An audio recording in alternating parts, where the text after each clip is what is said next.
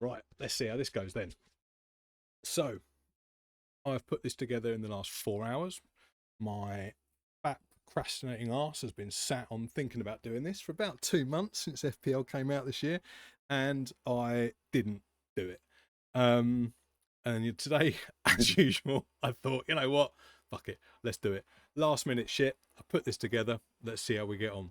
So, welcome everybody. I am FPL Furious, also known as Drew. This is the first ever video I've ever done. I've done a couple of streams, but they don't count for shit, trust me. So I am FPL Furious. Here's my lovely logo. I'm going to have to thank the dude later on who made this on Twitter. He made a pack of them a couple of years ago for a whole bunch of the FPL Twitter community. And I just think it's brilliant. So this is my little logo. And this is my kind of guide to the... I'm not going to call it a guide to the FPL season. That's a terrible idea. This is my overview and introduction to my thoughts and my approach to the FPL season this year. Now, first question on anybody's mind is always going to be, who the fuck is this guy? Who is he? Where has he come from? Why does he think he's got any right to tell us anything? And the ultimate answer is I don't. I really do not think I've got any right to tell anybody anything. This is almost as much for my sanity as it is for anybody else watching this and going to be interested out there. Chances are, quite frankly, no one's even going to see this until after the Game Week 1 deadline this year anyway. But you know what? I don't care. So first of all, I want to talk a little bit about the unstable history of FPL Furious. I mean, I can't pretend that I'm any kind of expert or pro at this game at all. I think you can see from my rank history over here that there's been some pretty woeful statistics going down the line. But I have some reasons for that. First of all, it's got to be said, I'm not a typical football fan, right? I'm kind of a Bournemouth fan. I went to see them away in Swindon in the relegation battle, Division 3 relegation battle in, I don't know, 2005, 6 maybe. Long time ago. Lived in Bournemouth for 8 years, seen him a few times, love Eddie Howe, love Callum Wilson, love the team, love the fact that they've got a 12,000 seater stadium yet can stay in the Premier League. So I'm going to put myself up as a Bournemouth fan, but also there's a big place in my heart for Newcastle too. So back in the day on Championship Manager 94, I think it was. I think that was called Champ Manager 2. I took over Newcastle in the heady days, in the heady permed days of Kevin Keegan, Alan Shearer, David Ginola, Les Ferdinand, Philippe Albert, Shay Given, Keith Gillespie, all of those great names as part of the Newcastle. Faustino Asprilla. So I've got a big place in my heart as well for Newcastle. But frankly, I can't call myself a football fan. What I am is a Champ Manager, Football Manager player. Almost all of my football knowledge comes from those games. In the last couple of years, it's got a little bit better, paying attention to FPL, getting a better sense of real world tactics and stuff. So, you know, we'll talk about it more. But that's kind of where I'm coming from a footballing perspective. I have played FPL very half-assedly for a long time. The first time I really got into it was midway through the 2022-23 season. I got long COVID end of late 21, I think it was. And I was having some time off work, taking things easy as the FPL season came out. And I kind of started to get a little bit more into it than I'd ever done before. And you can definitely see up here that, you know, it's not a good rank, right? Trust me. But about halfway through, I picked it up. I think I was about 2.5 million in my usual kind of dullard zone down here somewhere for the first part of that year. And then started to pay attention to content, started to realise some of the strategies and the things that you could do to actually have a good game of FPL, and got myself a 400k rank. So, you know, it's all right. It's all right. In 23-24, I kicked off at the start of the year phenomenally well. I made it to the dizzy heights of rank 553 in the world by game week 19. Couldn't believe how good it was. You know, just got it right. Did the right things at the start. Didn't go too crazy. Played a good game. Tried to be patient, and it was paying off. I think it was around game week 19, maybe game week 18 or 19. Haaland got injured. I was big on Haaland all the way through that year, and he got injured, and there wasn't any kind of end date to the injury. I thought it was just a quick one. I thought he'd be back in a week or two, and he didn't came back, and he ended up being out for like 5 or 6 weeks or something. So I dropped a little bit. I went down to about 2.5k, 2,200k, and I was at that point for about 5 or 6 weeks, and I got bored. I got irritated. I found it was dull. I just didn't know what to do. I didn't want to make any major changes because, I don't want to lose my rank. But at the same time, everything I do doesn't seem to be getting it doesn't seem to be getting me anywhere. So frankly, I got bored. I started rolling dices. I started doing silly things. I started saying, well, what if I do this? What if I do that? I went against all the advice. I went against the grain. I did loads of risky moves, and basically none of them paid off. And I plummeted, and I ended up at that 421k rank. But you know what? I enjoyed the second season. I enjoyed the start of that season. Don't get me wrong, and I loved being at 553. But yeah, it got boring, it got dull, and I wanted to do something different. And I felt like as well, I just wanted to try some stuff out. It's like, right, okay, I know how to play the game. I've got myself to 553. A bit like golf, right? We think we've nailed it, so we think we know how to play the game now. Turns out we don't. And I thought I'd just roll some dice, I'd try some things out, I'd do some crazy stuff. And you know what? It didn't pay off. Last year was appalling. Like truly, truly bad. I was at about 3.8 million by the halfway point, roughly just past the halfway point. I sorted it out, managed to put it back. I had a great assistant manager chip, got 52 points, I think it was, off the assistant manager. Played my wild card beautifully, played my free hit beautifully, and managed to drag myself up to like a 1 million finish. And honestly, I was delighted with that. I thought it was great. I suffered. I don't know if you've seen the website. I think it's FPL Optimized is the site that shows you your predicted point score based on the team you played and all the models and the analytics, etc., versus what actually occurred.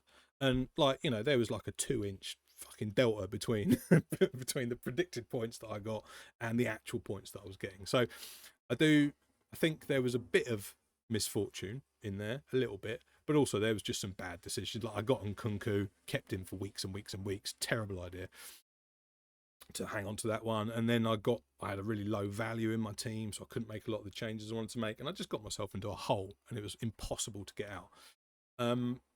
Which taught me that that age-old adage of what is it? You can't win FPL in the first few weeks, but you sure as shit can lose it. Yeah, I lost it in the first few weeks of the season. But 25-26 is a new year. I'm well into this one. I haven't been working for the last few weeks. I'm taking a break between some jobs, so I've got a nice bit of time to just feast on FPL content. And I have feasted on FPL content. I mean, too much. I've been in a pit of in an autistic pit of FPL for the last 5 or 6 weeks. But it's been great. Really enjoyed it. Having a lovely time, enjoying the sunshine, walking the dog, digesting content, and trying to get myself off to a good start to the season. Let's see how it goes. So then we've got the principles. So I've got 3 key principles that I want to try and stick to as I'm playing this game. The first thing is no models, no solves. I want to play the game with my brain. I'm not saying analytics is a bad thing. It kind of is, but it's kind of not.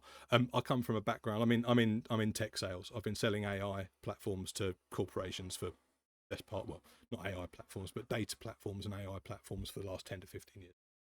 So although I sell it, I'm not a technician or a techie at all, but I get what these things do. I get how they work, and I get how they can be beneficial. I also get where the drawbacks can come from this stuff. And I think there are a lot more drawbacks to some of these things than people give it credit for. But the key thing for this to me is I want to use my brain. I want to do my own analytics in my own head and come up with my own ideas and see how that goes. Whether it's good or bad or not, I don't know. And frankly, I don't really care, but at least I want to put my thoughts to it, and I can explain it during this video and more, how it's going to go. Secondly, I think one of the key things I believe in is balance, trying to find the balance between two things. Too many people, when they look at things like FPL and some of the sort of statistics and the data, etc., they completely miss a lot of the nuance. It's far too binary. Like, you have to have Salah, you have to have Palmer, you have to do this, you can't do that. This guy is a terrible pick. When actually there's a lot more refinement in a lot of those concepts than people give it credit for. And I think you need to balance a lot of these things out. Also, the idea of going all in with like value versus luxury, right? Or going all in on the big, expensive, bombastic players that you think are going to get you points all the time. Whereas to alternatively putting too much focus on value. I'm a big value manager. I believe value offers us a lot of value.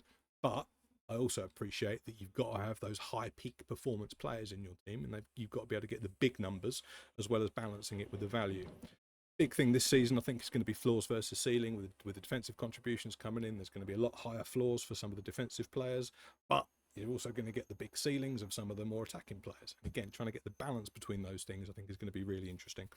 And then the idea of risk versus reward, or risk versus stability, maybe I should have called this. So there's another quote out there, right?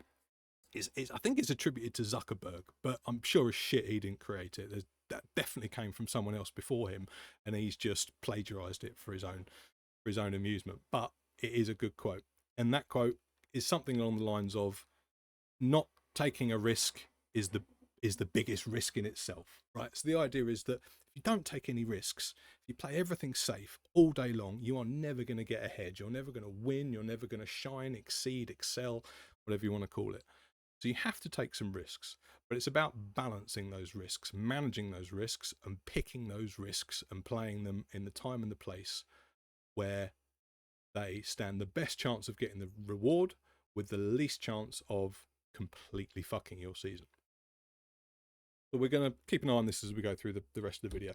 And finally, plan for the worst, enable the best. So I'm not a fan of planning, but I do believe it's essential. I've got a plan. I'm going to show you a plan that takes me through to game week 13. Game week 13 is when I plan to wildcard. Last year, I did a plan through to 20, I think it was 19, 20. I think I went through to the halfway point of the season where the cards come in. I'm not doing it this year that far, but I still believe that having a plan up until into a lot more weeks than most people say you should is a good idea. Whether you stick to that plan or not is irrelevant. The key thing is making sure that you are giving yourself the best chance of doing the best job with a good, solid, well-structured team that can run you through the things, whilst allowing for the worst case situation where I don't have to make transfers. I haven't planned transfers in every week or locked myself into certain moves over the course of the first 4, 5, 6 weeks, which means that when it comes to when something does go wrong, which let's face it, it does and it will, I'm not scrabbling for free transfers or having to spend -4s to get the players in that I need. So if all goes well, my plan should work and see me through. And if I need to pick up the pace or try and tweak something to catch up or to fix a problem, then I've got the mechanisms there to do it, and we'll see how we go. So those are the steadfast principles of FPL Furious. I think they're going to stand me in good stead. Next, I want to talk about the team. So I thought the best way to focus on this is to first of all look at the teams, sort of the high level, my stance on the 20 teams in the Premier League, how they stack up, how they're looking like as we go into the new season. I'll talk a little bit about why I think certain things about them and why not. I'm sure there's going to be a couple of rants in the middle of it as well. Spurs, for example, I'm sure I've got some opinions on that are just going to come out. If you hadn't guessed as well, this is totally unscripted, by the way. So I'm just rolling with it and seeing where we go. So let's see where we go. So we're going to go through this in position order. I've separated Spurs and Man United later on, just because they go together kind of nicely for obvious reasons. And then the newly promoted teams are going to come in at the very end. So Liverpool, from what we've seen, I think, they're a good attack, right? Wirtz is an incredible signing. Salah, Gakpo, Ekatike, if Isak does come in, all that is you can't even question it. Soboslai behind them, McAllister bringing up, lots and lots of danger. Frimpong on the right, Kirkes on the left. Not so much for Kirkes maybe in terms of attacking. He's a kind of that middle ground kind of player. But Frimpong, obviously a mentalist up the right wing. The problem I got with Liverpool is I think that is a lot of players to integrate, no matter how good a manager you are. And I think there's still some questions about Slot, to be fair. Like, he picked up a very, very, very well-built, secure, well-structured team from Klopp. He made very, very few changes to the way they played the game in the last season. And although I think he obviously knows what he's doing. I think he's a very, very good people manager type person, like controlling people, keeping things calm and keeping the ship afloat. Then I think he's very, very good. Will we see too many changes? Will we see too much focus on attack, not enough focus on defence? I think there's some big questions to answer around that for Liverpool. I mean, they've only got 2 centre backs, or 3. Reece Wilson, I guess, counts, but doesn't really count. Joe Gomez, I don't even know what he's doing if he's still there anymore. They're obviously looking to sign Gahey, but as it is, they've got Van Dijk and Konate in centre backs, and that's really it. I mean, that's a weak back line. Van Dijk's 34. All right, he's a machine. I mean, he never stops fucking running or playing or seems to ever get injured. But there are, that is a risk, and Konate has been known for his injuries. So they definitely need a new centre back on top of what they've got. That means lots more player integration, even above and beyond what they've got now. And there's still going to be more to come. How does Isak come in? Does he come in? I mean, the guy's acting like an absolute fucking dickhead at the moment. Like, how does Ekitike feel about Isak coming in? Is Ekitike going to throw his boys out of the pram? Are they going to clash? Is there going to be something, so there's a lot of uncertain questions about Liverpool.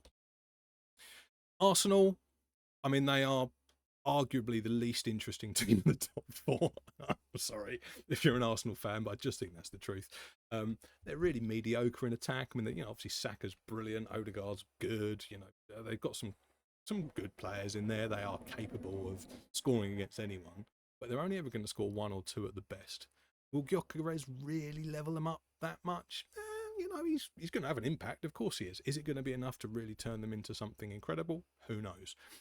On the defensive side, yeah, I mean, again, obviously you can't fault Arsenal's defence, top rated team in the league, but in FPL terms, when we're looking at DCs, I mean, they just do not get defensive contributions. I think this is something I've tried to pay attention to as I'm looking at the players I've selected for my team.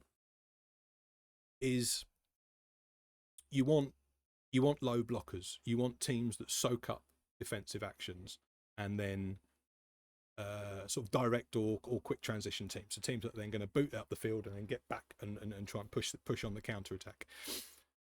Arsenal don't do that. Man City don't do that. Liverpool do that a little bit, and I think that's probably why you see Van Dijk in quite a lot of teams. But there's a bunch of teams that really don't do that, and particularly Arsenal and Man City, it has to be said. And then the fixtures generally for Arsenal are, again, mediocre. So don't really have anything bad to say about them. But are they a great team? Yeah, they're a good team. I can see them finishing 2nd or 3rd quite happily. But they won't excite anyone in doing it. Next one, Man City. I mean, fuck me, Pep Roulette, right? Who knows? Honestly, nobody knows who's going to play at any given minute for these guys. Haaland is probably secure. But even that could have some doubts at some point. He has had a few injuries and he doesn't seem to be quite as impervious as we might have once thought he was. Apart from that, game on for anyone, really.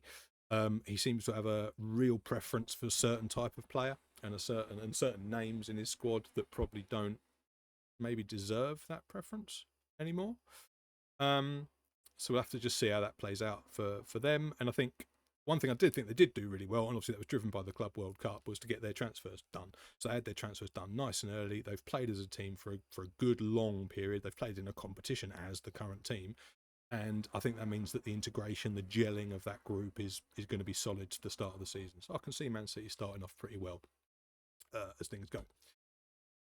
Chelsea, yeah, great defence. So I think they were 4th, maybe 5th in defensive ranks last year and deserved it. I think halfway through last season they had that fall off where we saw Palmer sort of stop getting points. I think a lot of that was down to tactical changes by Maresca. I think he tried some different things. They were obviously overperforming in his own terms. He came out and said it about halfway through the season. They're up in 3rd or 4th place. He says, we didn't expect to be here. We don't expect to end up here. For him, they'd done too much too quickly, and I think he tried out some tactical alternatives during the second end of the season because he felt like he'd bought himself the cushion compared to where they expected to end, and that showed. I mean, it showed. Like Palmer stopped getting points almost entirely. He played in a few different positions with a big old mix of people around him as well. So there was a lot of instability, deliberate instability. Like they decided to do this, I think, and move themselves around. I think that caused the fall off. On the flip side of that, they just went then win the Club World Cup. I mean, that game against PSG was insane. Parma was absolutely outrageous, and I think it goes to show what they are capable of as a team. Now they've tried it, and again, when we talk about Spurs, and a little mention on Ange a bit later on as well, I've got some opinions about how managers do things during the course of a year that I think a lot of fans and a lot of FPL people don't don't appreciate, don't notice or pay attention to. I'll talk about that a bit later. Newcastle, fucking tragic. I mean, it has been awful. I know. There's like loads of stuff about rejection FC and the fact that a lot of these stories have been overblown, and like the idea that Sesko took a pay cut to go to Man United over Newcastle. I think that seems to be true. But all of these things have stacked up to make it a really, really, really bad transfer window. Obviously, the loss of Isak is appalling for any club. I mean, it's very difficult to recover from that kind of situation. I think if anybody is probably able to manage that with the rest of the squad effectively, it's Eddie Howe. I think he's just a quality people manager again. But how that's going to affect the team on the pitch, God only knows. I'm sure it's going to restrict and reduce their goal scoring potential in the early part of the season. They obviously do have a great midfield and they have a solid defence. But I think based on that, it's going to be limited FPL interest for anything Newcastle related until we see them settle down. I do think all this nonsense could galvanise them as a squad. That's probably the only silver lining that you could think of for this, is that I mean, they're a cohesive unit anyway, right? They are St James Park, Toon Army. They are fighters and they are warriors. And I think it'll only cause more of that. But definitely not something I want to be backing for the first start of the season. Villa. I'm quite big on Villa attack at the start. I think you'll see that when you see my team for various reasons. I think the defence is just avoidable. I mean, the idea that you'd want Konsa in your team is, if you can't find a better player than Konsa to put in your team, then you are not looking hard enough. You really need to have a solid word with yourself and say, can I not, am I not worth more than this, right? I'm not saying he's a bad player. I think he's a great defender. I think he should be an England centre-back. But just, there is nothing in it for FPL for me. Nothing. Not a drop. On the flip side, they do have a very solid midfield, and I think they've got a really good attack. I think Watkins is on absolute fire in pre-season. I think he's supported by Rodgers and Marlon and this Guessand and a couple of other players they've signed. If they bring Asensio in, I think there's Buendia, people seem to forget exists. Decent player. There's enough in that attack that makes me interested, and obviously the fixtures are really good. So good first team for Villa. They managed Europe well last year as well. So, things like Newcastle up in the Champions League and some of these other teams going into Europe, Palace and Forest, etc., could cause some ruptions in the squad and could cause some, extra rotation and some uncertainties about how the league, they can suffer in the league because they're playing in Europe. But we think we saw Aston Villa managed that really, really well last year. Unai Emery is clearly a genius manager when it comes to cup competitions. So I'm not really that concerned about the impact of Europe on them and the first team picks and rotations. Pick up the pace a bit because I'm trying to get this out before the deadline. I don't think I'm going to do it. Forest, great defence, zero attack. Pick Forest defenders. Sorry, maybe have two, maybe have three. Do not pick Forest attackers. I mean, Chris Wood, what a season he had last year. Can't knock it. The guy's insane. But the chances of him repeating that are, I'm sorry, tiny. He's another year older. He's another year slower. And there are now at least one, possibly two other players. This Eagle Jesus guy who I've not seen play or do anything, but apparently has potential. And then McAtee coming in, if he does come in. The only thing to watch out for Forest is because I've got a couple of Forest players in that due to come into the squad. Douglas Luiz in for Elliot Anderson. Haven't heard much about that in the last few days, but that could happen. Not in for Elliot Anderson, but in the midfield on top of our big hope with Elliot Anderson. That could really impact his minutes and where he plays and how he plays. So I want to keep an eye on that. Trying to get some kind of new wing back, left back with Leif Davis or the other one they were looking at. Forget who it was. Forget the name. Now I actually think that Williams is probably safe if he doesn't play left back. I think he'd go in over Olreina at right back instead. And then the other left back would come in. So I think it's Williams to play on either side, and then either Aina on the right or Leif Davis or whoever else they bring in on the left, and then Williams plays the other one. And I think that'll be a pretty continuous role. But there will be games where Williams doesn't play. Then Ndoye, who is highly well regarded, and some people are saying that he could be do a better job for them than Alanga, which I think would be incredible. So, good, decent team worth keeping an eye on. Brighton, huge squad, mixed fixtures. Ursula roulette, is that a thing? I feel like that's going to be a thing this year. I don't think there's any real consistency in many of their positions. Even the keeper isn't necessarily nailed on. Mitoma, obviously a great shout. Always just solid and cool. I mean, that goal last year was fucking phenomenal. What a touch. Like how do you watch that ball come over your shoulder from behind your head and control it like that? It's just utterly ridiculous. But you know what? Fair enough. He can sit there and do that for them all year long. And he's on my short list. He's on my watch list. There might be points in the season where Mitoma has a place. Generally, I think they're one to watch. But I do think there may be some puntable options. Ruta, obviously, Minter, Mitoma. I mean, that's their front. That probably is their main front three. And actually, they're quite exciting as a front three. How many minutes will they get? How consistent are they? How will injuries affect them? Don't know. Watching brief on Brighton, I think. Bournemouth, bless them. I mean, the two teams that I said I actually like at the start of this video, and both of them have had really, really rough window. I mean, I know Bournemouth probably planned it. I don't think anything that happened to them was unexpected. That defence has been torn asunder. To lose Zabani, Eisen, Kirkez, and the goalie Kepa, all in one window is bonkers. Truffert, actually, I had Truffert for Crystal Palace on one of my FM24 saves, and he was phenomenal. Phenomenal left back. I know FM24 doesn't always translate into real life, but sometimes it does. So he's a watching brief for me. It'd be quite interesting having Truffert at some point. Senesi is obviously solid. He'll be coming straight back into that squad, I'm sure, and it's a shame that he missed out. He only really missed out through injury last year, right? So I'm sure he'll come back and he'll do well. Attack has barely changed at all. They're losing Dango. Be surprised if we don't see a couple of other people come up and through. Oh, Krupi Jr. I had him for the same team I had Truffert on FM24, and he was a beast of a player. Really rapid, strong, attacking, kind of advanced forward kind of role. Helps get in behind defence, run quick, open up space, and put teams to the sword. So I think he's going to be really interested. Really like to see him play up front with Evan Nilsson. I think I like this idea of having two, a big guy and a little guy. The kind of the old Heskey and Defoe days. Kind of maybe not quite that extreme with these two, but you know what I mean. I think we're going to see that quite a lot. I think we're going to see that with Everton, and there was another team as well. I could imagine that happening with. Forget who it is for now. We'll come back to it.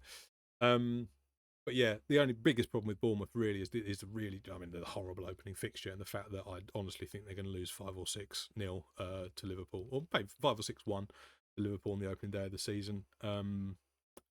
It's unfortunate. Apart from, if it wasn't for that, I'd probably have a lot more of them in my team.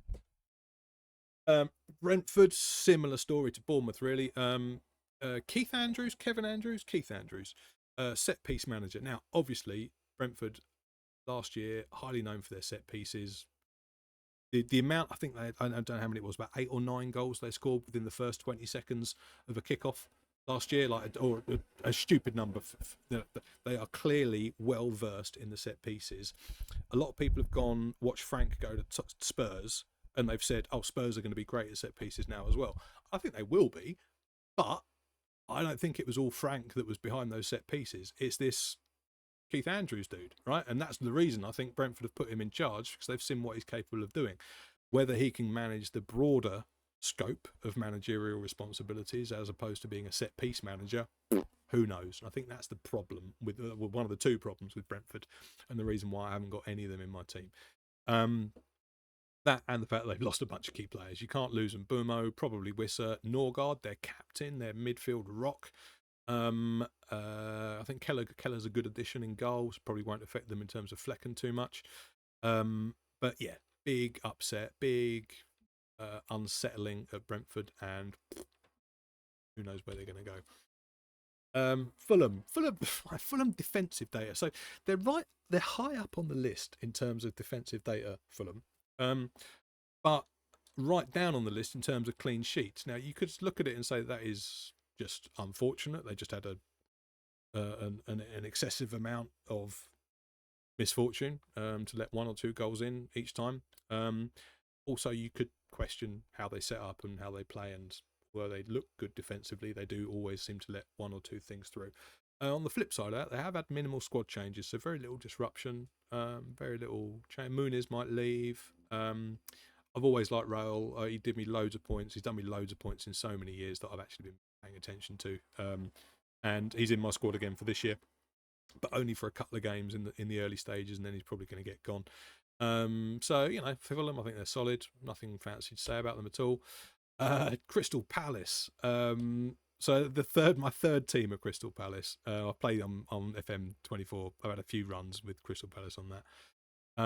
They look amazing in pre-season. They won the FA Cup last year. They won the Community Shield this year. Yeah. They've definitely got a chip on their shoulder about Europe. I mean, that's a whole drama in itself. Honestly, I think it will do them a favour being in the Conference League, not Europa, this year. I think they can play more of their non-first team players in that. They don't have a massive, deep quality first team squad, I don't think. So going a little bit lighter on the Conference League, I think will do them a lot of favours in the Premier League, and make their lives a lot easier there. So I think, as opposed to some of these other teams that are like Forest, where they could get some disruption in Europe, I think Palace are going to be fine. But you've got to keep a watching brief on Eze and Gahey and whether they stay or go or not. So again, and the fixtures are pretty rubbish to start the season with. Oh dear, that's not very good, is it? Never mind. Everton. So I had a big eye on Everton defenders. I like to structure my defence by picking some of the best players from the season before, picking from the best defensive teams from the season before. But it just seems like they have been beset by injuries. I mean, Patterson is always injured. Mikolenko is going to be out, it seems, for the first few games. We don't know how long. I haven't seen the press conferences because I was making this presentation. So I should go and watch them after this. Branthwaite out again. Like, he can't ever seem to stay fit either. So really, your only man that's solid in there is Tarkowski, playing Jake O'Brien. They don't really have a right back. Ashley Young was filling in for them for years. I mean, now he was 40. Is he 39, 40? That's ridiculous that he's still playing at that level. Amazing that he's still playing, but ridiculous. So O'Brien at right back, Michael Keane in the centre. He can score a couple of goals, it seems. He's got a header ability on him, some attacking threat, but like, you wouldn't want to choose that guy in your central defence in a top 6 Premier League team if that's what you're aiming for. So yeah, I'm Tarkowski is in my team. He's probably my biggest doubt at the minute. But the annoying thing is he just fits. He fits what I'm trying to do. The structure, the rotation. He can sit there for weeks and weeks and weeks and not change. And obviously, we all know what a defensive contribution monster he is. I don't think that's going to drop particularly. So when I'm thinking about the floor and the ceiling thing and the value picks versus the luxury picks, I think Tarkowski is going to stay, but he's still lingering in there. On the flip side, I did have a lot of people have of the engaged community and DI in the team. I'm taking him out. I think signing Grealish and Dewsbury Hall again. I think Everton will have that Beto and Barry up front as like the big man, and then I think Ndiaye is going to be a little buzzy, little sort of shadow striker type dude in behind them. Whether that's strictly a 10 role or not, I don't really think it's the case. It's probably going to be more like a front two with Grealish on the sort of left to centre left, and then Dewsbury Hall in the 8 coming forward, and then whoever the hell they've got for the right, James Garner probably on the right side. Will have to do. But there's still a couple of defensive transfer holes, I think, for Everton that they're going to need to fill. So yeah, I'm steering clear of the attack in the end, but I'm keeping an eye on NDI. I think he'll do well. It's just a question of when is the right time to bring him in. West Ham, terrible pre-season, terrible team year last year. I just think under Potter they're just not good, unfortunately. A couple of talismanic picks: Wan-Bissaka, Owen, possibly Fulkrug could come into the squad. This Diouf guy at left backs, everyone seems to be quite excited about him, but again, I think I'll let him have his few days before we see whether to bring him in or not. I mean, you can't fault Bowen. I was planning to have Bowen at the end of from the end of last year. I was planning to have Bowen as a set forget for this year, but now he's gone in the forward role. I've got a couple other forwards I prefer. If he was in the midfield at 8 million, he'd be a shoe in. I think for everybody's team. Just going to wait and see. West Ham is the other one. Big lad up front with Fulkrug, and then that kind of buzzy support guy in Bowen. That's the other one that I think will play their game like that, effectively as two forwards. I do agree that the making Bowen a forward was actually the right move for FPL terms for exactly that reason, by the way. Wolves, I mean, a shocking pre-season. Like, my God, I don't understand how it's been so bad, frankly. Again, looking at the data from, like, we'll have a look at some players in a minute. Looking at the data from last year, Agbadou and Monetzi were way up my lists. I quite fancied both of them to be in my squad. And then after looking at the fixtures they've got to start the year and the results out of pre-season, just can't touch them. Strand Larson as well is on the short list. I think they'll come through at some point. I think Pereira's a decent manager. I think he knows what he's doing, but they never seem to invest. Wolves like Brighton, they take the money and they keep a lot of that money, but at least they reinvest. They might be cheap players that they reinvest in, but they're well scouted and good spotted. Wolves have got a good scouting operation, there's no doubt about it, but they never seem to quite bring it in quick enough or act soon enough to make it work. So yeah, watching this Hoover guy right back seems terrible. Again, it might just be need some time to settle in, but yeah, watching brief on them. A couple of good picks, like I said, Agbadou. This Arias guy seems to be exciting people again. Don't know how he'll pan out. And Strand Larson is just solid. I mean, again, if you need a 6.5 and you don't like Raoul because he's a bit old, or Welbeck because he's a bit old, I think Strand Larson's a perfectly good choice as long as you can bench him when you need to. So that was 13, 14 and 16. I put these two together because, I mean, what a season they had. Jesus Christ. And it's a very similar story for both of them, right? Signs of revival under both managers. I think Frank will do well. I think Amorim will do a lot better this year. Tottenham's injuries are the thing that blows my mind. There was a story some point last season. Romero got injured. He was out for a long period. He wanted to leave for Real Madrid. He was pissed off and he fucked off back to Argentina and was looked after by the Argentine fitness physio squad, the medical team there. I think Spurs have got a massive issue with their medical team. I think that's probably the biggest reason that Ange had such a bad time last year. Every time a player comes back in, they just get injured again. You've seen it with Maddison, you've seen it with Van de Ven, you do see it with Romero. Vicario kept going out, Solanke keeps getting injured.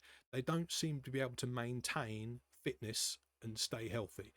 And that being a running theme under so many different managers, you have to say it's the medical team that's the problem. You have to. Blows my mind that nobody seems to have mentioned this or seems to care about it. But yeah, very, very, very dubious about Spurs picks on that basis. I think the idea of putting Van de Ven in your team is one of the stupidest things you can do for the season. He might absolutely smash it. He might get clean sheets and score a couple of goals for like 2 or 3 weeks. But then his legs are going to break. And he'll be out for 3 months or so. And you've just got to find a replacement. So why go for that in the first place? So yeah. I hope Spurs do well. I've got a lot of Spurs fan friends. I think I've got a good opening run of fixtures too. I do have Porro in the squad. I think he's the safest bet out of all of them. Kudus may do really, really well. Love to see Solanke fit at the start of the season. Unfortunately, he's not. I started with Solanke last year. That was another one of the things that fucked me up last year. Was I had Nkunku and Solanke. Solanke got injured right before the opening day. And did I keep it? I think I might have kept him in hoping that it was just a little thing, and it obviously wasn't. Um, so so yeah, Spurs are a funny one. Man United as well. So again, massive signs of revival. I think the summer window has been incredible. You can't fault the signing. You'll see on my numbers in a minute. Mbumo, Cunha, absolutely top of the numbers last year. Both of them were shoe-ins for this year for me if they'd have stayed at their team. The only slight doubt about Man United is will it gel on the pitch straight away, and the fact they've got really mediocre fixtures to start. Not bad necessarily, but really mediocre. And affording Fernandes is, we'll talk about Fernandes later, but yeah, he's probably my biggest concern because I don't have him, but also I think I'm fine with it. And then the promoted teams. Oh, this has been long, hasn't it? Um, Burnley seems to have the best defensive record, but that was largely based on Trafford just being a fucking superhuman goalkeeper all the way through last year. They have almost no attacking threat. Fleming, I think, is their main striker, but I couldn't even be sure about that. And Scott Parker manages them, and we all know what Scott Parker plays football. He is defensive minded. So great defence, possibly. Dubravka, maybe. Esteve, fine. Apart from that, don't think they're very interesting. Leeds, some decent signings. I think Nyonto could be great. He's probably getting to the point where he should be breaking through, and he's had that equivalent of a loan season out of the Premier League, but staying with the same team. Sort of a season or two. I don't know how long they've been gone for. But yeah, well-regarded manager as well. Farker. I don't know how you pronounce it. But he seems to know his onions. So I think we'll see them do relatively well. For me, they're the one that has the most chance of staying up. Some good signings in defence as well. And I think historically they are just a stalwart Premier League club. Did they win the Premier League, or they won the league? They the title at some point. I don't think any of the others ever have. So I think in terms of them as a solid, big, substantial, stalwart Premier League club, I think they belong in the division, and I'd like to see them stay in there. Who takes that spot? Unfortunately, from the seams of things, Wolves seem like the most likely candidate to go down. Brentford might be in that mix. West Ham don't look great. We'll see. Sunderland, they are spending lots of money. That worked for Forest a couple of years ago. Is it going to work again? Might do. There's some good ones. Saka and Adingra and Gue and some decent players seem to be joining that squad. How well they can do, God only knows. I know nothing about the manager. I don't even know who manages them. That's terrible. Should find that out. And then it's the question of how they all integrate together and can they start playing. So again, watching brief on Sunderland. Oof. All right, that was the teams. Let's look at some players. So this is my spreadsheet that I make. And the whole point of this spreadsheet is about these points per game available per million. And that derives the value. And I don't mean value in terms of, I do mean value as terms of value, actually, in terms of how much are they worth, and do they offer good value for their price point. It's not the be all and the end all of the decision making for me, but it leads. The way I like to work it out is I've got 4 or 5 like shoe-in picks that I know I want, and I don't care about spoilers. Salah, Palmer, Watkins, they're right up there. There's a few others on the verge of that kind of stuff. Yeah, Pedro, Porro, these kind of guys that don't really show up well on the value numbers, but I've got reasons to think they're going to be good. Then in and around that lot, I like to look at the value picks to try and kind of fill the gaps and boost out that team in its entirety.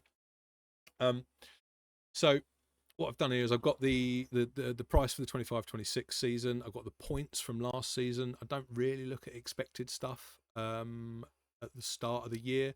I think a lot of the models, like how can you model expected data for verts? I just don't get it. And I know it's possible, but I think I've got to say this the right way.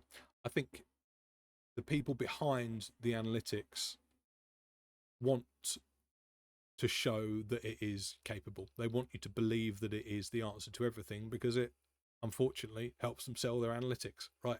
A lot of people are in it for the business. I don't want to be too cynical about this shit, because I don't think they're like evil corporations or anything. I just think that they are motivated to make you want to believe that analytics are infallible. They are definitely fallible. So I think it's it's called underlying data for a reason, right? A lot of people treat underlying data like overlying data, like it is the be all and the end all, it is the most important statistic. And it is definitely adds flavor, it adds spice, clarity, it adds to the equation.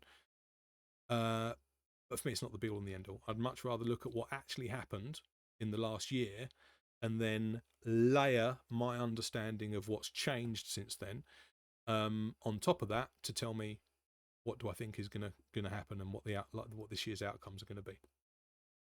Right. Well, the spreadsheet will. I mean, it's pretty obvious anyway. Or the other thing on this is games missed versus games available. So a lot of people look at the per 90 stats, and I think that's valid for sure. But I want to look at the per games available stats because that tells me how many minutes they're playing when they can actually play. So someone like, a good example on here, Allison, right? Allison here. If you do the stats on a per 90 basis, you're not factoring in whether they might have played less than 90 or not. I mean, he played half a minute or 10 seconds, half a minute less than 90, so it doesn't really count. But he missed 10 games. Now, missing that 10 games means he's only available for 28 games, and that changes his sort of value proposition in terms of the points per game and what he managed to achieve. So I don't look at per 90 stats. I'm trying to look at per game available stats. That makes sense. Also, guys that came in halfway through the season, on the next screen, we'll see Agbadu is top of my defenders list. And he makes it up there based on games available, which is a valid stat, and it shows that he is arguably the best defender in the game. Arguably, I'm not going to try and argue that. But you could if you wanted to. So picks, goalkeepers. So like I said, I want to look at some of the top defensive teams, and have a range of picks across those teams. We've got to factor in defensive contributions this year too. Haven't done that for goalkeepers because it doesn't affect them, but I have done that for the defenders. We'll see in a minute. So as I'm looking down the list, my instant thing is, I also want value from my goalkeepers, right? We don't want to spend lots of money there, but I do want to get the best returns possible for the money that I'm spending. So these are great examples of the value picks. Sales and Sanchez in at 5 million. And as you can see, they come out just on top, 0.79 points per game available per $1 million, pounds, FPL bucks that we're spending. Now, based on this, I could pick either of these two guys, Sanchez or Sells. Now, I have picked Sanchez. Whoops. I have picked Sanchez. And that's because we'll see on the next slide, the Nottingham Forest defenders offer more value than the Chelsea defenders. And I want to have one of each. I don't want to double up, I don't think, in the early start of the season. I want to have one of each. And so we're going to choose Sanchez on this basis, and we're going to choose a Forest guy on the next basis. I think Pickford is decent, but we've said about the Everton defensive issues, and I think Tarkowski offers better value versus Pickford. So I've gone for Tarkowski instead of Pickford as my Everton choice. And then Alisson just gets injured a lot. They've got Mamadashvili, I think is how you say it, as a backup. So he's going to come in instead of Kelleher when Alisson does inevitably have some kind of injury over the course of the season. So not interested in that. Henderson, I just feel is a little bit expensive at 5. I know they were kind of stuck here because he doesn't hit the 5 million kind of bracket that I think you'd like, sort of 0.75 and above. But you can't have him at 4.5, would have been ridiculously cheap and everyone would have owned him. So 5 is the right price. He just doesn't come out on top of Sanchez. Onana, I mean, I don't know what the problem with Onana is. Everyone hates him. Poor Onana. I think he did fine. Like, I'd really blame the defence in front of him, or the defensive midfield in front of that even, than possibly blame him. I know he made some howlers, but goalkeepers make howlers, right? You've got to be a bit of a crazy bastard to be a goalkeeper, and Onana's a bit of a crazy bastard. But on the points wise, he did all right. I don't think you can really fault him for it. But I'm not going there, so let's move on. Raya, absolutely fine. If you want to spend 5.5 million and have a solid pick that's probably safer than Pickford, absolutely fine choice. And then you get down to some of the lower numbers. Verbruggen, Kelleher. I mean, Petrovic isn't on here because he didn't have last season's data. I think he'll do fine for Bournemouth, but I've said about the Bournemouth defensive worries at the start of the in the team start section, so I think we know why he's not in there. Kelleher could be great at Brentford. I don't think Brentford's defence has changed much, and I do think they'll stay solid. I think Collins is phenomenal, arguably one of the best central defenders in the game, and if he played for a different club, he would be the first pick on my team sheet defensively, especially with these. Oh, well, now DCs are in. Before DCs, maybe not, but now DCs are in. He would have been my first pick, but just can't trust Brentford to start. So we'll see how they go. And Kelleher for the same reason. Yeah, he's cheap, but don't see the value. For Bruggen, don't really trust the Brighton Herzler roulette gig. Leno at Fulham, again, debatable defensive stats. Martinez suspended for the first game. Jose Sarr, Wolves defence seems atrocious. Can't be touching Pope. Don't know what's going to happen with Ederson and Trafford. Ariola's been replaced by someone else. Vice? No, that was Burnley, wasn't it? Someone else. And there'll be some rotation there. Don't trust it. Vicario, Spurs defence. Again, don't really trust it for clean sheets. The only reason I've got Porro is because I think he'll attack like a beast. He's on loads of set pieces.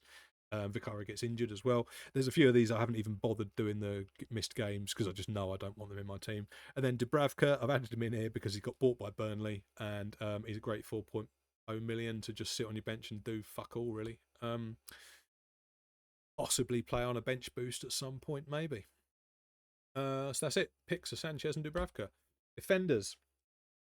Here you go, Agbadou, top of the list. So he came in January. He played 16 games. He played every game. So 22 games missed is because he wasn't at the club. He's played every minute, I think almost every minute since he joined Wolves. Absolutely smashed it. Got 18 CBIT points. So 9 of those 16 games he got the CBIT in. That's just over 50%. That's amazing. And comes out highest on the value because he's a nice cheap little 4.5, whereas all the others that get massive CBIT points are all 5 or 5.5. The only problem is the fixtures and the fact that I don't trust Wolves at all. But definitely keeping an eye on him, and I'm looking forward to bringing him in at some point in the season. Then we've got the two Forest boys. I'm on Milenkovic over Murillo.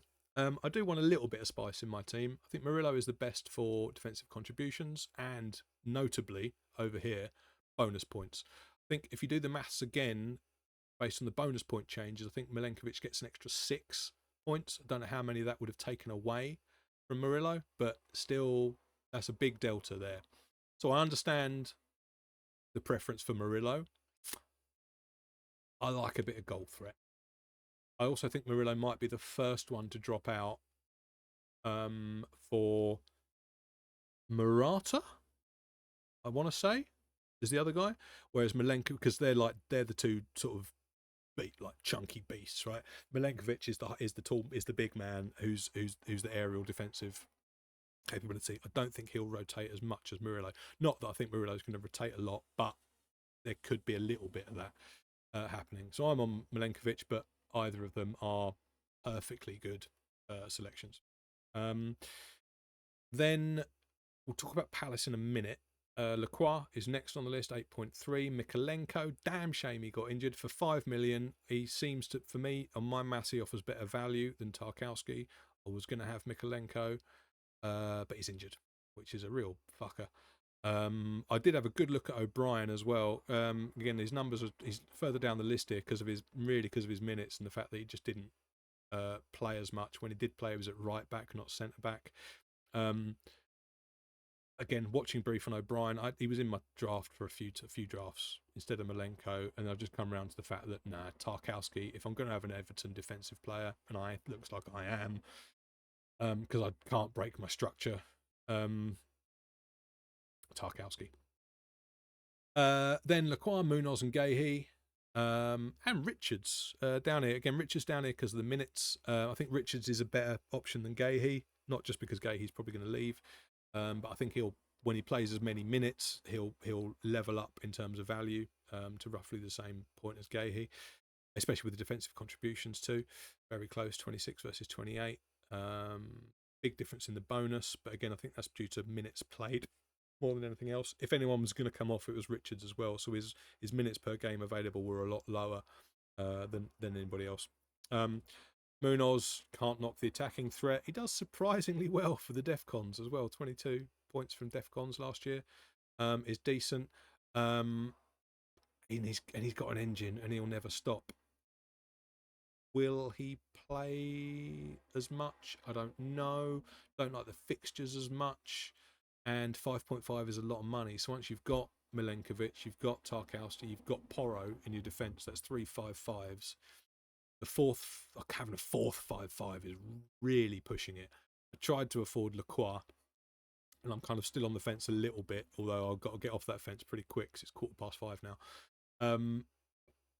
Lacroix or Richards is kind of one of my fourth defence. Yeah, Lacroix or Richards, and currently I'm on Richards instead of Lacroix, but I like Lacroix a lot, and if you've got that spare 0.5, that's great. But for a guy that is going to probably play half the amount of games that Milenkovic, Tarkowski, and Porro is going to play for you, not so sure. Wan-Bissaka is the best of the rest.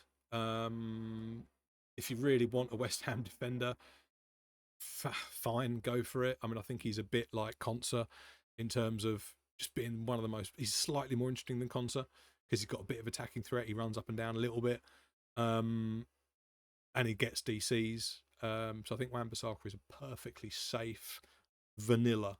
Like he is the midpoint of defensive picks. Go for him, you'll be fine, but doesn't really excite me. Collins, again, love him. Played literally every single minute of football last year. That is bonkers. Absolutely bonkers. Man's a machine.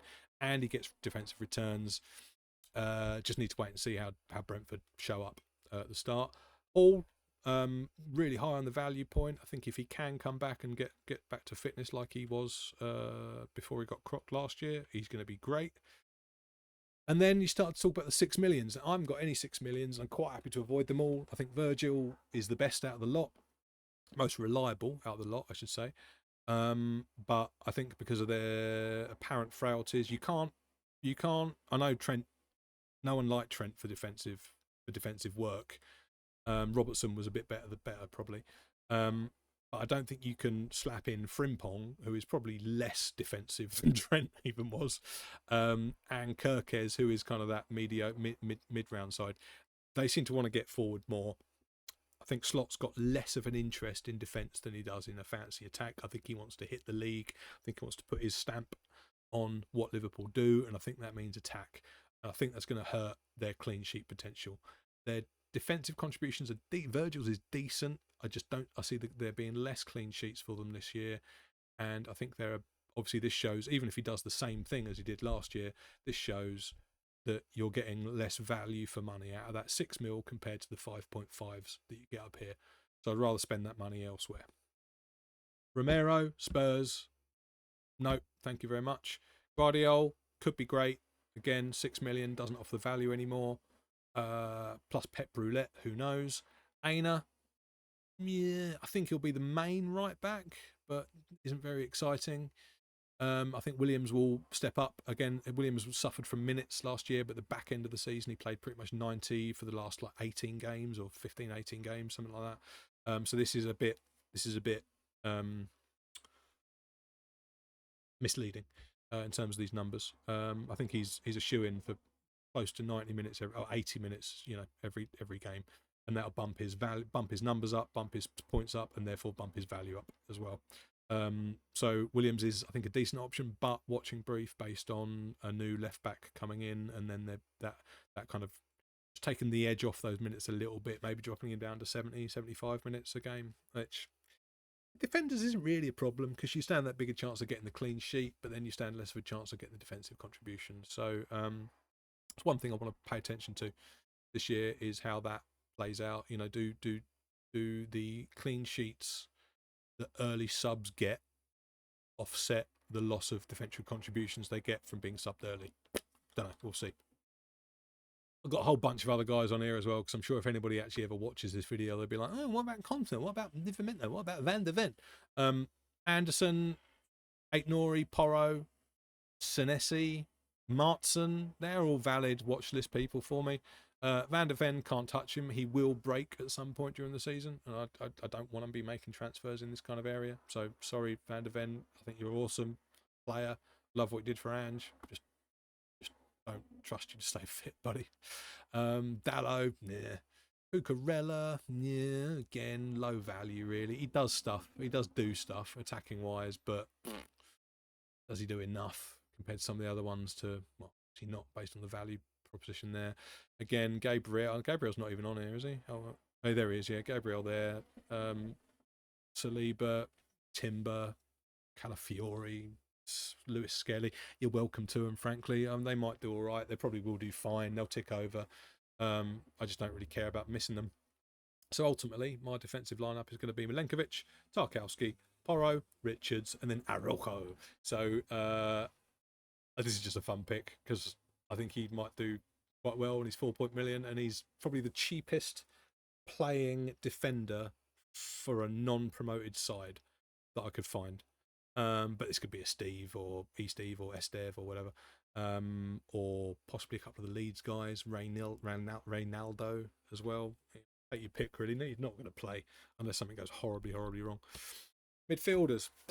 Hell. I've got to get on with this. Midfielders. Ahmad best on the numbers. And this is even included. This is largely based on him playing as a wing back for Amorim last year. I think he will continue to do that, but I just don't trust his injury record. I think he'll play for 4 games, get injured, come back, play for 10 games, get injured. And every time he goes on the pitch, he will do shit. But when's he going to be on the pitch? I don't know. Do you know? I don't know. Tell me if you know. I don't know. I don't think you know either. Bumo, he was great last year. I didn't have him for much of the first half of the season, and that cost me. That's why I got a million rank at the end of the year. One of the many reasons. But I think he's great. I think he will do well at Man United. I just want to see him come in and do it before I buy him. Same with Cunha. Not quite as good on the numbers, but he was off for a lot more games. I mean, he's a Larry bastard, right? He got more red cards. That kind of cost him a little bit, and he's still going to be a Larry bastard at Man United. If anything, it's going to inflate his ego even further. So, I mean, he's a great player. I think he's brilliant. He's great to watch. He's got talent for days. I hope he smashes it. I think he will. But again, I'm waiting to see it happen before I buy him. And then straight up, we have Anderson. And I think this is the easiest pick of the entire game for me this year. I haven't even questioned it. He went straight in as soon as I heard about DEFCONs. I went and had a little look and did the maths on the C-bits myself, by the way. This is all worked out by myself. I know there's been some videos, and I've watched the videos, and everyone's shouting about Anderson as well. But he was an obvious choice for me at 5.5. He's this far up the rankings. I think he'll play every game. Minutes here are a little bit rough, but it was his first real season in the Premier League. You know, he played a couple of games, I think, the year before last for Newcastle. Not many. This was his kind of breakthrough season. I think that's going to step up to 85 odd minutes a game this year. Depends on Doug Luiz if he does ever show up, but that seems a bit quiet now as well. I'm not that worried about it. So yeah, easy choice. Belieber. So I've got another low value space in my team, and I was thinking about Belieber. If he goes to Man United again, I just don't think he'll get the minutes that I want to see. But he did great. Damsgaard again, real shame. Such a shame. Like all the good value picks on here, they've all kind of been picked apart by shit happening. Injuries, transfer, fine. Transfer, other transfers. You know, Damsgaard again could have a great season. Again, I hope he does. Again, I think he'll probably be in my team at some point. Just want to wait and see what Brentford do before I do that. Caicedo, I think, is a perfectly valid pick, but if you can have Anderson, why would you have Caicedo? Also takes up a Chelsea spot. I've got all my other Chelsea spots filled. Happy to just not have him in. If all else fails, if Anderson breaks, yada yada, then maybe I'll switch out João Pedro for Caicedo at some point, but whatever. Ndiaye is one of my biggest concerns. He was in my team up until yesterday, I think from day one. But he's not in it anymore because I needed that £1 million for other stuff. So he's gone. I think he'll do really well this year. I think he's on penalties. I think his minutes will be affected by the other guys, but probably not more than this 78 on here already. So yeah, we just have to wait and see. And he gets DEFCONs as well. 9 games he got his DEFCON triggered last year, which is mad. I think it says more about Everton. And much, it says something about the player, but it says more about Everton as well. I think Everton defend from the front, or they defend all the way through the team, but they defend from the front as well as from the back, and that pays off in his defcons. So yeah, really keen on him, but if I can afford him later, I'm pretty sure I will. Sobersley, again, he was an early draft pick for me, because I can't afford, but could afford Gakpo if I really wanted to, but not sure. I've got Salah. Not having Ekatike. We'll wait and see on Isaac. So he was kind of my fourth pick from Liverpool and almost got in by default because of the issues with the others. Minutes 71. I could see that dropping. Now Verts is in, and you still got the other players in there as well to play around. So yeah, Johnson. I've never really liked him. Just 7 million as well is too much. Doesn't play enough minutes. Doesn't play enough games. Does good stuff when he turns in, but he's a scorer, and I don't think he'll do this. I don't think they'll have the same setup under Frank. I don't think Frank's going to be a Johnson manager. So skipping him. Munetsi, really interesting, 0.65. I'm sure he was higher up in this at some point. Then I realised I'd done some maths wrong. Got rid of it, and he dropped down a bit. But no one's talking about Munetsi. Everyone's talking about Arias. Munetsi is the Zimbabwe captain. Yeah, you know that. 29 years old, maybe 30 now. So a mature, solid player. Whether he's going to get the minutes for this season now, Arias is in, and there's a couple of other changes. I don't know. I'd like to see Arias, Strand Larson, Munetsi front line for Wolves, and then I might get him. But again, want to see it first. Fivert's injured. Bruno G is an absolute legend, but not up there on the value point. Rice, I think, will do better this year. He's probably the front-lining Arsenal player in my considerations. So keep him in mind. Semenyo will be in my team at some point. I think he's great value. I think he's going to do better this year again. He's profligate, as in he takes a lot of shots and he doesn't actually hit that many of them. But I think he'll tighten up on that. He's still young. He's still learning. He's got the energy. He's got the attitude. He's got the passion. He's got the mentality. You know, he'll do fine. Saka, ugh. Is he broken now? They bought Madueke.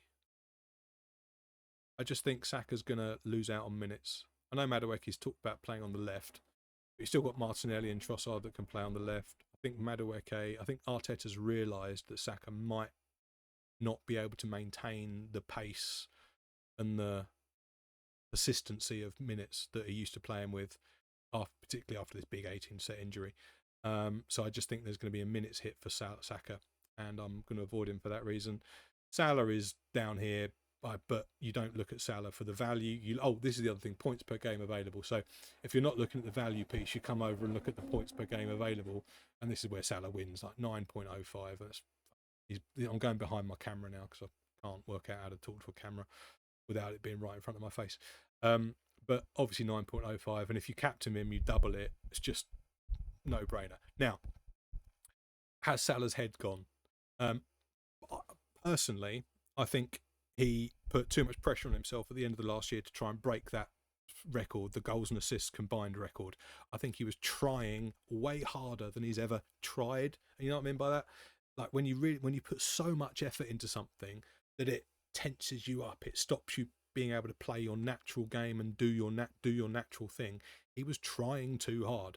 I think that got in his head. He was snatching at chances. He wanted a goal. He wanted an assist. And you could see it in the way he was playing his game. And I think that fucked him up.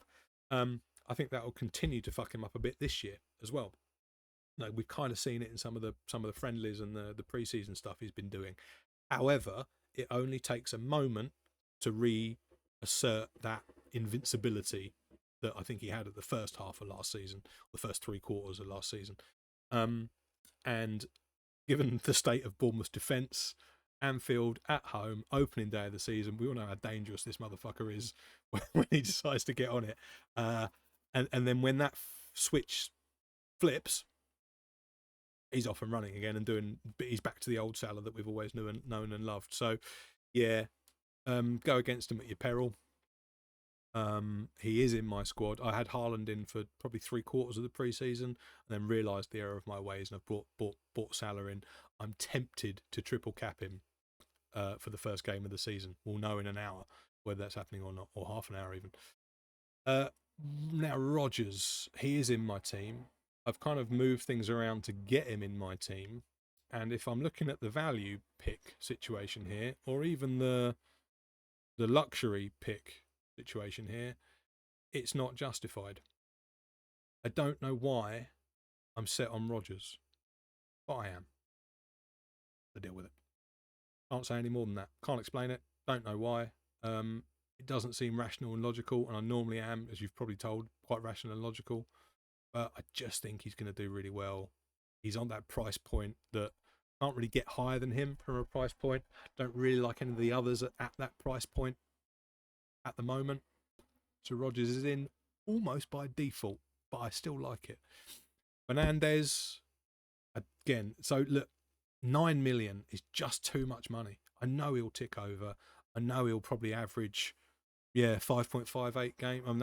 That's based on including the DEFCONs. I think he'll probably average 5 to 6 points a game, and that's obviously amazing. He'll bake 200 points. But I just think I can have more fun in other places for 9 million. And I just don't really trust Man United yet. Again, probably chances are this is the biggest mistake that I'm making going into the new season. But you know what? I'm willing to let it happen. So midfielders. What have I got? Another page on midfielders? No. Oh, I've repeated it. I've done 2 slides on.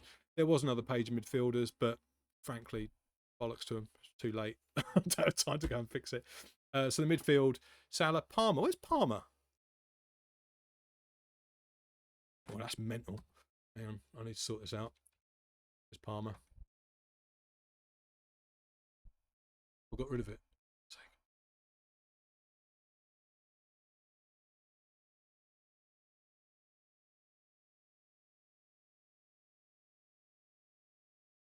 Palmer, all the way down here. Basically, because he fell off at the second half of last season. So the reason I'm putting Palmer in, even though he's down here on my list, is A, because of this luxury number, which is higher than a lot of them. Fernandes on here. Fernandes, Bruno, 5.58, 5.78. So he edges out on Bruno. And at that point, 10.5 trumps 9 because it's the luxury player. And that's after a drop off for the last half of the season. And I don't see Maresca doing the tactical jiggery pokery that he was doing last year in the second half of this season. I think Palmer's going to play. I think he's going to play to the right, centre right, coming in from the right. And I think he's going to feed João Pedro, and I think he's going to feed loads of people, and he's going to get some goals for himself. I think he's phenomenal. I don't think anybody argues with that. I don't know why I'm trying to make a point of it, but it annoyed me that I'd left him off the or that he hadn't made it onto page 2 of my slideshow. Right. So in the end, Salah, Palmer, Rodgers, and then Anderson and Reinders. And Reinders is the only one that I'm not sure about. What happened with this was every single draft I tried to make, there was always one spot that I didn't like. No matter how I sliced and diced, moved the numbers around, changed the price points, did a 4-5-1, did a 4-4-2, did a 3-5-2, 3-4-3. There was always one player that didn't quite fit, and I couldn't get what I wanted in there. But I could put Reinders in, and he's the punt. I think he's my only real punt at the moment. I don't think anyone else can be called particularly punty. I think they're all pretty secure, pretty solid. Rodgers maybe a little bit of a punt, but not really. So Reinders is the one punt for the year. He's nice and cheap. He could be anything until Rodri and Kovacic get back. I think he's going to be as nailed as anything can be under Pep. So Reinders is in. And then the forwards. And we're not going to dwell on this because, again, don't know how long I'm in, about an hour into this already. Wood, talked about him earlier. Great man. I mean, incredible. What a season. What a year. Be proud of yourself, buddy. Enjoy it. I just don't think you're going to do it again. Prove me wrong. Please do. But I just don't think you're going to do it again, mate. So he'll get goals. He'll tick along. I don't think he's going to be up there as much on it next year. Wissa, turns out he's a he's a knobhead like Isak. Wants his transfer, threw his toys out the pram. Rightly so or not, maybe so, I don't know, but just don't like the attitude really. And if he joins Newcastle, fine. If Newcastle are probably going to buy someone else if they sell Isak finally. So you'll have Wissa and Muani, or Wissa and Samu. Weirdly, I don't know why his name is it Samu Omarodian? He's now called Samu Angochoa or something. Samu. So there's going to be minutes risks there. So no. Bowen, we talked about. I think he's great, actually. I think he'll play as a forward a lot. I think he'll do well. Just when it comes to Bowen versus Watkins, prefer Watkins. And even though he loses on that thing, but I think Watkins will play more minutes this year. That was a weird one last year. Just been absolutely mental in pre-season as Watkins. I think he'll start every game as we're going forwards. And I just think he'll be Aston Villa's number one key man at the front of the attack. He'll share goals and assists with Rodgers and probably Marlon and Gisand. But I think Watkins will be on I don't know, 50, 60% of goal involvements for Villa. And I think Bowen will be on 50, 60% of goal involvements for West Ham. I just think Villa are going to get more goals than West Ham. So that means at the same percentage involvement, that means more. Mateta will come in at some point, I'm sure. He's great, beast up front for Palace, love him. Just bad opening fixtures and don't want him on the bench. You got Pedro, he's the starter for me. 7.5 million, looks good. We'll play more minutes. I mean, this is obviously Brighton minutes. He'll play more minutes. He is a bit of a prick, though, isn't he? Let's face it. But I think you can be a prick at Chelsea. I don't think you can be a prick at Brighton so much. We'll see. No, Jackson, thank you very much. Haaland, yeah, I'll get him in at game week 6, I think it is, for a few games over Salah. So we'll do some transfer jiggery-pokery there. And Beto and Muniz, whatever, really.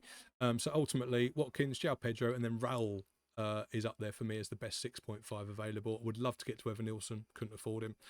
Don't trust Welbeck for minutes. He's getting on a bit, although Raul's getting on a bit too. Mostly I've got Raul because he can play in game week 2 and 4. So he's got good fixtures in 2 and 4. And those are probably the only fixtures I'm going to play him in. So Raul's in for that. We're not going to dwell on the fixtures here. This is how I manage my fixtures, though. I get the ticker, I add them up to the point where I think I'm going to play the wild card. I give myself a score, give the team a score, and then that's who I think is going to be the best. So defensively, actually, I think Arsenal are going to be the best for clean sheets, but that doesn't mean they're going to be the best in terms of DEFCON. So that's why we've got no Arsenal. Next in the line, same rules apply for Villa, actually. Great for clean sheets. All right for clean sheets. Great for defensive fixtures. Terrible for DEFCON. Then we've got a bunch of 35. So that's Chelsea. They're in. Liverpool. Spoke about their possible frailties. Man United. Yeah. Oh, no, that's Newcastle. Yeah, Newcastle, wait and see.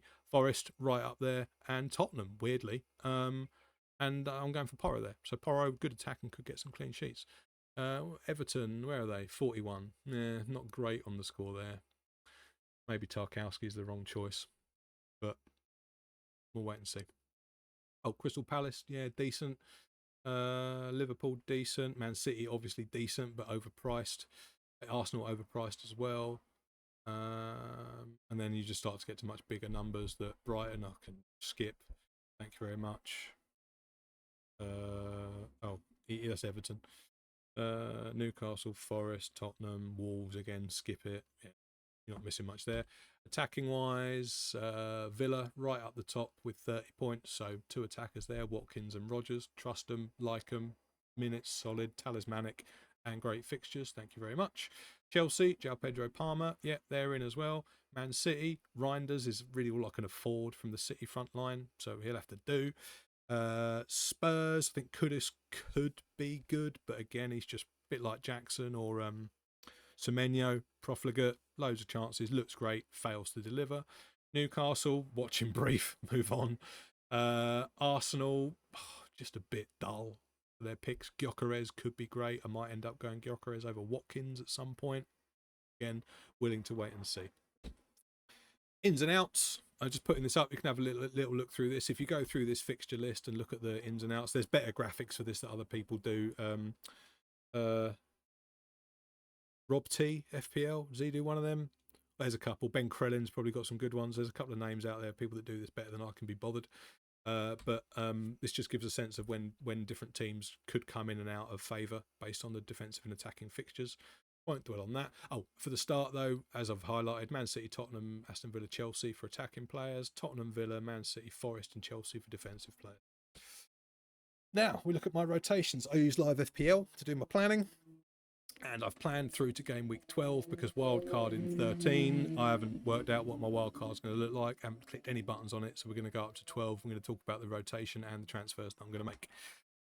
So that's the team as we just saw on this slide down here on the left. That's that.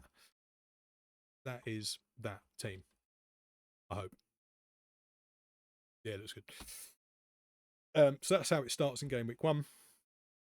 Possible triple cap on Salah, but possibly I might bail out of that in preference for Haaland, Burnley, game week 6, although I might bench boost that week, so we'll wait and see.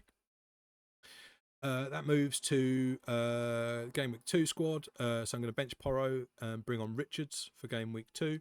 Should be fine. Could play Porro realistically. Could play Arujo realistically. But I think this is what I'm going to do for game week 2. Point is, looks fine. Salah away at Newcastle isn't great. Might not captain him. Probably captain Palmer instead. But that's that. Then switch it back again for game week 3. So Porro back in against Bournemouth. Richard goes back to the bench.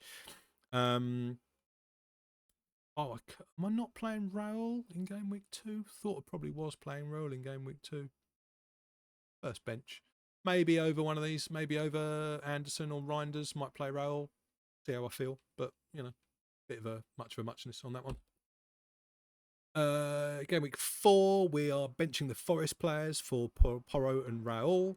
So Porro, West Ham away, Raul Leeds at home, should be decent, and definitely don't want to play, even Forest, don't want to play them away at Arsenal. Can't see them keeping a clean sheet in that.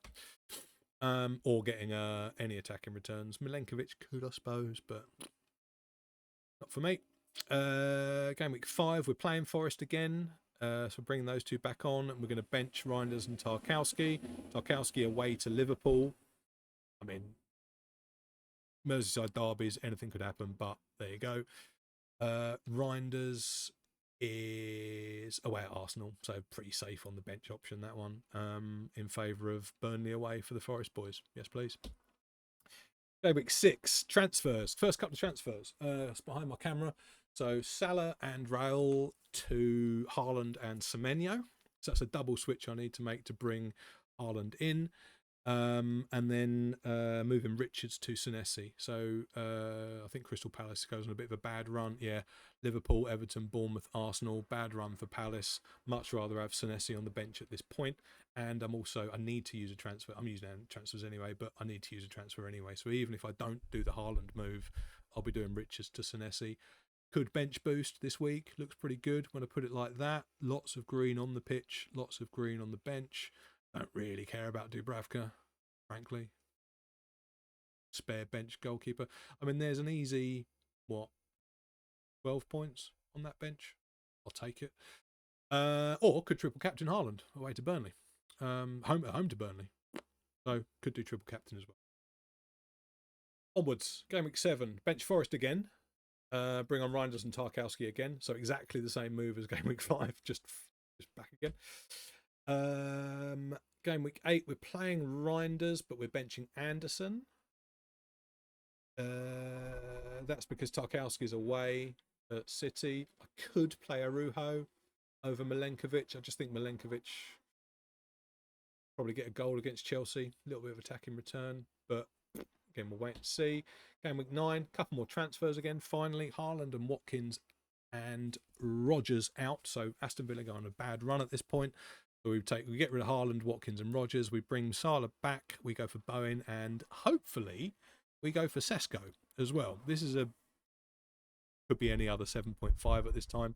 But hopefully he's learned how to play for Man United, or Man United have learned how to play football, and that's a good pick at game week 9. Game week 10, benching all the Bournemouth boys. Somehow I've accrued 3 Bournemouth players at this point. Not sure that's a great thing, but, you know, I'm doing it, and they're all getting benched at this point for the guys that are on the pitch. What, Reinders, Anderson, Tarkowski. Forget who was off the bench on the bench last time. Reinders and Tarkowski. There you go. Game week 11, could play Reinders, could play Semenyo. 50-50 on that one, frankly. But the rest of the team looks good outside that. Bournemouth boys on the bench again. In game week 12, Porro to Munoz. Interesting. And benching Forest players and Reinders. I think there might be something wrong with that. I think that was the last thing I did on my slide deck, and I've left something out.